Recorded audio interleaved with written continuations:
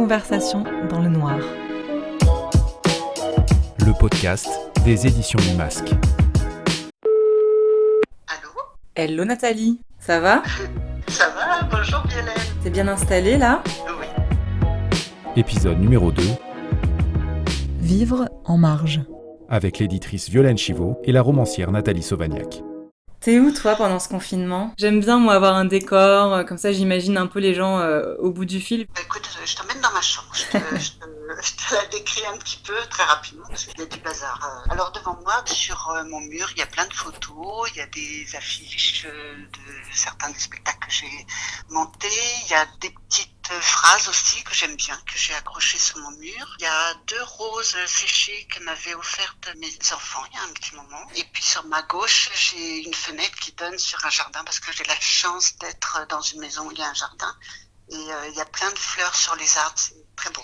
Et du coup ta bibliothèque elle ressemble à quoi ? Elle est pas dans ta chambre j'imagine, mais je me demandais à quoi elle ressemblait. Alors moi j'ai 2 bibliothèques, j'en ai une qui est dans ma chambre, c'est la bibliothèque de plutôt ce qui est théâtre. Alors il y a un étage où il y a plutôt les pièces de théâtre pour ados, en dessous il y a plutôt les pièces pour adultes, et puis j'ai des petits endroits où il y a des petites portes. Derrière une porte il y a mes livres doudou, ça c'est des romans.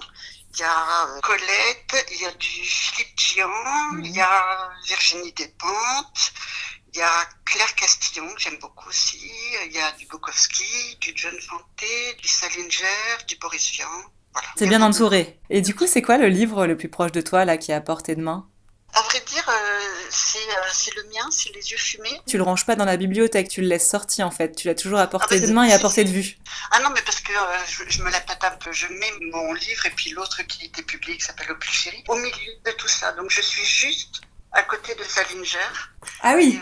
Et, c'est trop la classe. Parce que Salinger, tu vois, moi Sauvagnac, je suis juste après. Du coup, à propos des yeux fumés, je me demandais, quand tu dois en parler, que ce soit à des proches ou à des inconnus, tu le présentes comment en fait ? Alors c'est très compliqué parce que moi je suis super mauvaise en impro.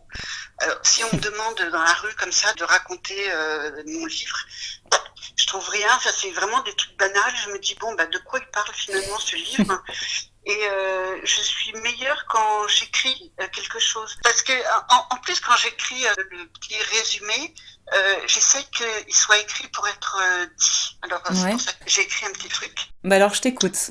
Philippe, c'est le héros des Yeux Fumés, c'est un adolescent qui vit dans une cité, il glande, il a une famille qui s'en fout de lui, et comme lui, il s'en fout d'elle. Il a un pote qui lui raconte ses voyages, il traîne sa carcasse d'une tour à l'autre, il s'en fout de l'avenir, il vit au jour le jour, sans angoisse. Et puis une série d'événements va le percuter dans sa petite vie terne, et il va lentement, sans s'en rendre compte lui-même, péter un plomb, et se détacher du monde. Voilà. Tu parles justement du fait que ça se passe en banlieue, qu'il évolue au milieu des tours. Pourquoi tu as choisi ce décor ? Je l'ai choisi parce que je le connais bien, parce que j'y ai vécu pendant une bonne dizaine d'années, et que quand j'ai commencé à l'écrire, j'habitais dans une cité, on appelait ça des villes nouvelles à l'époque.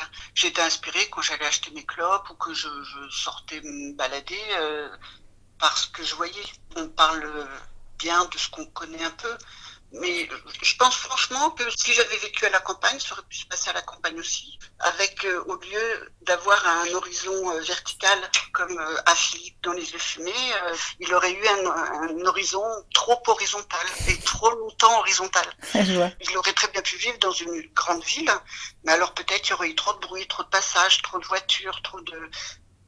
Voilà, c'est quelqu'un qui est perdu au milieu d'un décor qui le dépasse. Et tu parles aussi du fait qu'il est dans une famille un peu compliquée.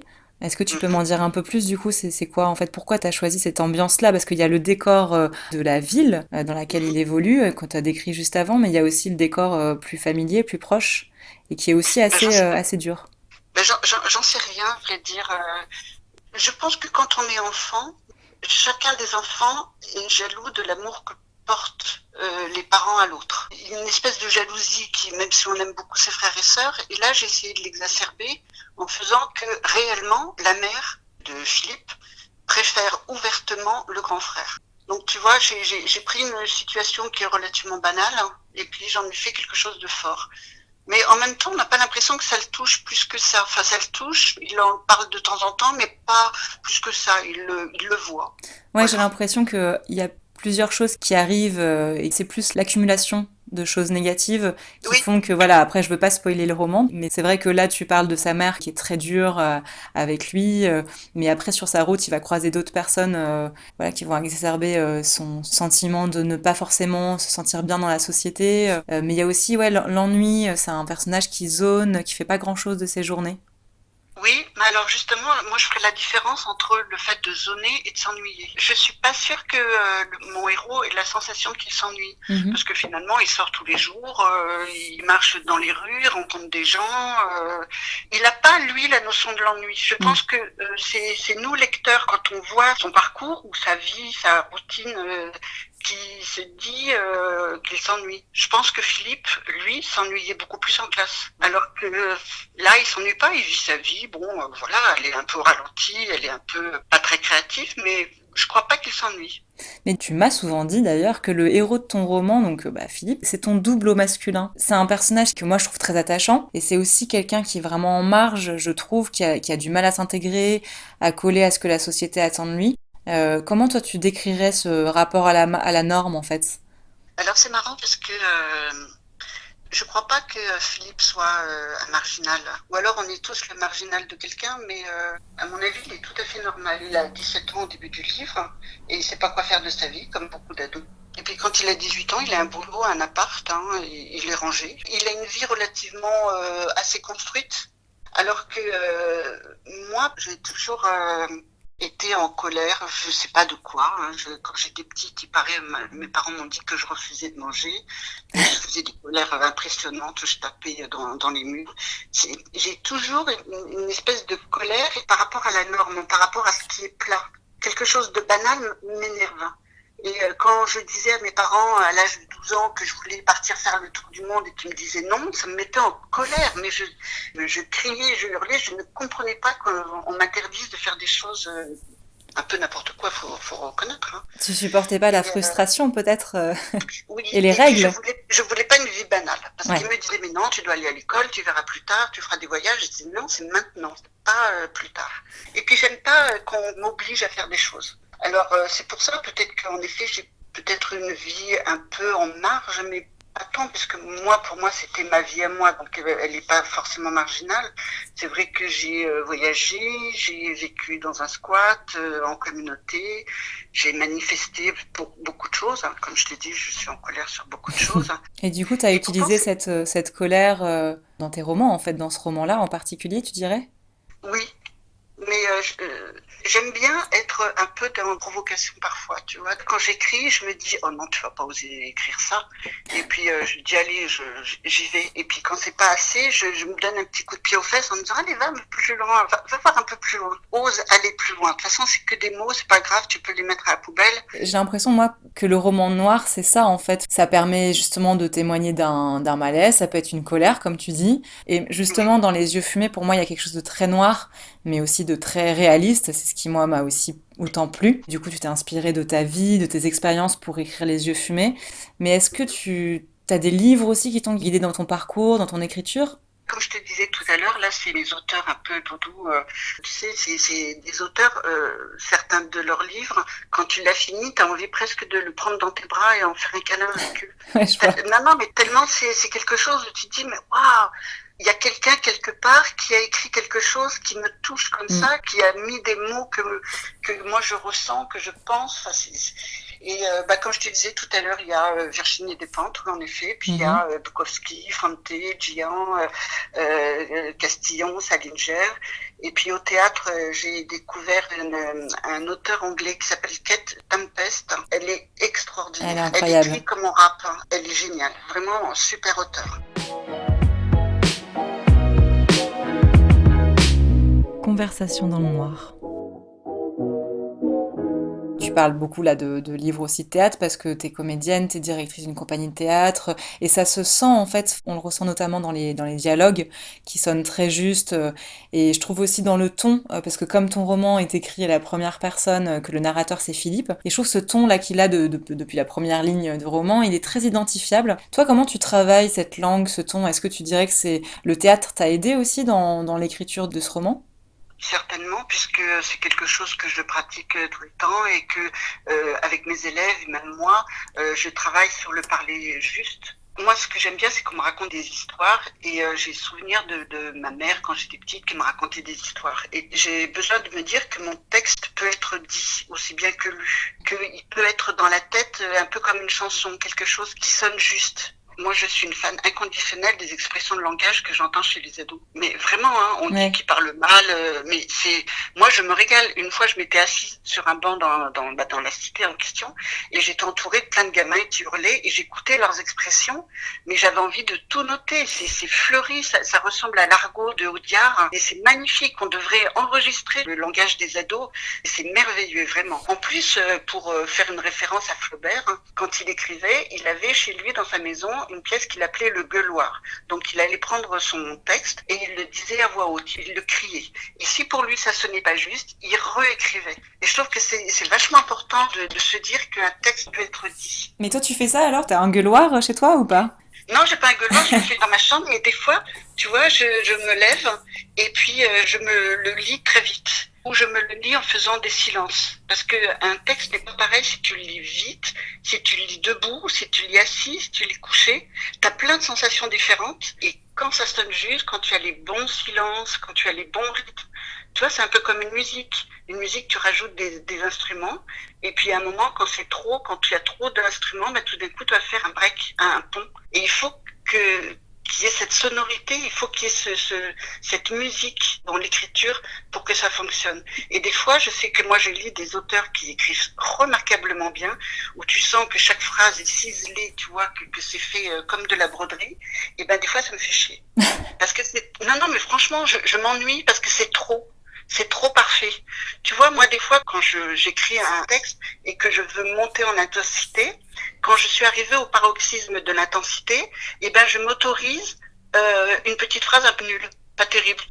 Quelque chose pour reprendre son souffle. Tu vois, un retour à la ligne ou une petite vanne. C'est pour qu'il y ait ce rythme. Et quand il n'y a pas de rythme, qu'il n'y a que de la perfection tout le temps, eh ben, je sais pas, j'arrive plus à respirer, ça m'embête. C'est trop loin de la réalité, peut-être pour ça. Oui, aussi, oui. Et du coup, toi, dans cette période qui est quand même assez anxiogène, enfin en tout cas pour la plupart, est-ce que tu as des rituels ou des petits remèdes justement contre l'angoisse ou des choses que tu aimes bien faire? Alors, je suis une grande anxieuse dans la vie, hein, normale. Je me fais des nœuds à l'estomac pour un rien, dès que je dois affronter le monde. Mais depuis que je suis confinée, je suis apaisée. C'est incroyable à dire, hein. Bon, alors j'ai la chance de savoir que mes proches vont bien, qu'ils ne risquent rien. Et puis, je sais tout ce qui se passe dans les hôpitaux. Mais je sais que, étant confinée dans ma maison, je pense à eux, je leur adresse toute mon empathie. Et donc, je reste chez moi. Et j'ai une espèce de sécurité. Toutes les angoisses, les crises de panique que je peux faire de régulièrement dans ma vie, eh ben, elles se sont apaisées. Je me rends compte, tu vois, je regarde plus du tout les chaînes d'infos parce que c'est tellement anxiogène. Moi, ce que je regarde, par contre, c'est tout ce qui se passe sur les réseaux, toutes les entraides qu'il y a, tous les artistes qui proposent des textes, qui proposent des musiques, qui proposent des lives, qui proposent des pièces de théâtre qui sont données gratuitement. Et ça me prouve que la culture et l'art sont les essentiels quand on n'a plus rien. Et moi, je sais que de temps en temps, j'aimerais bien qu'on les applaudisse, tous ces artistes qui donnent... parce que ça paraît normal et ça paraît banal, hein, mais tous ces artistes qui en ce moment sont dans une panade pas possible parce que les festivals, les salons, les spectacles, tout ça est annulé. Et ils sont vraiment dans la galère, déjà qui tirent le diable par la queue d'habitude, mais là, ils sont vraiment dans la galère et ils mettent tout leur art et leur créativité au service de ce moment-là. Et moi, je les applaudis. Toi, tu te dis que tu feras quoi à la fin du confinement? On ne sait pas quand ce sera, mais est-ce que tu as une idée de la première chose que tu auras envie de faire? Ben, je crois que j'irai embrasser mon papa, qui est tout seul. Il a 90 ans. Je l'appelle, mais je sais qu'il est tout seul, donc j'irai l'embrasser. Et puis, peut-être que je te remettrai ce que je suis en train d'écrire pendant mon confinement. Oh, Et que peut-être tu aimeras bien, en tout cas, je l'espère. ce serait Oui, parfait. tout Avant de à fait. reprendre nos petites vies confinées, est-ce que tu voudrais bien me lire un court extrait de ton roman, Des yeux fumés? D'accord. J'ai choisi un passage que je vais essayer de lire au mieux. Merci. Dans le salon, sur le buffet, dans un tout petit cadre, il y a une photo. Une photo prise dans la rue, comme ça se faisait avant. Une photo de couple, démodé. Pas un beau couple. Un couple banal et falot. Elle a la main sur son avant-bras à lui, plus en soutien qu'en caresse. Elle a les cheveux frisés aux pointes, un manteau gris, des collants épais, lui un costume un peu miteux. Il regarde l'objectif avec un sourire poli. Il semble déjà être parent. Cette nonchalance de la tenue, le geste qu'elle a sur lui, l'écartement des deux corps, le regard fade, mes parents. Avant moi, avant Arnaud. Même pas jeune, déjà adulte. C'est la seule photo que je connais d'eux, seuls, tous les deux. Rien que cette petite relique ridicule. Il a dû pourtant être jeune avant maman. Il a dû rigoler, draguer, faire quelques conneries, pourquoi pas. Ou peut-être que non. Je n'en sais rien, moi, de la jeunesse de mon père. Il n'en a jamais parlé. Il ne parle jamais. Je le tiens enfin, ce père dont les autres enfants parlaient à la récré. Je me le garde quelques minutes encore. Hoche la tête pour lui dire que oui, je vais le laisser et que je ne reviendrai plus. Que c'est dommage qu'on se soit rencontrés aussi tard, mais que c'est mieux que pas du tout. Je me redresse, j'aspire une grande bouffée d'air. Je lui souris.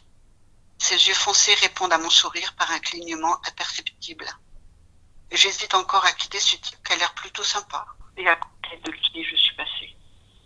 Le type ferme les yeux pour clore la conversation. Les yeux éteints ne restent de vivants que les doigts autour du revolver, comme les héros des films. Un flingue, un vrai, qui brille.